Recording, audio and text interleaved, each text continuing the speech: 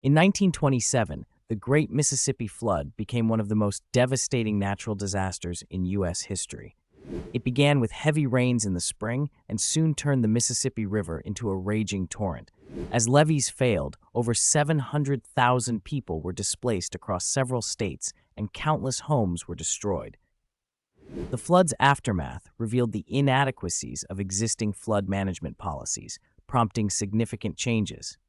The U.S. government established the Flood Control Act of 1928, leading to the construction of a comprehensive levee system.